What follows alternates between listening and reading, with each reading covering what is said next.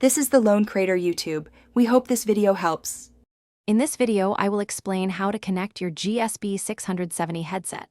First, ensure your new headset is fully charged, which typically takes about 2 hours for a complete charge.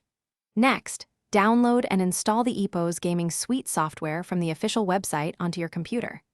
This essential software allows for full customization and optimal performance. Finally, confirm your system meets the necessary specifications for seamless operation.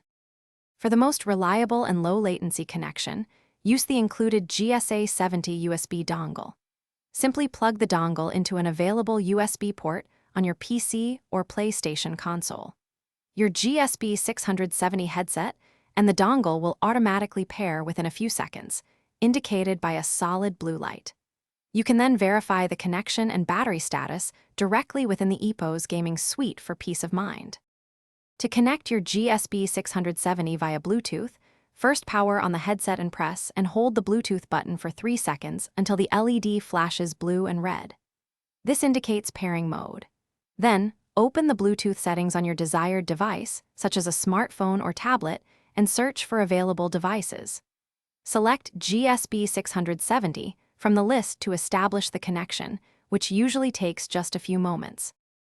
The EPOS Gaming Suite is your command center for the GSP 670.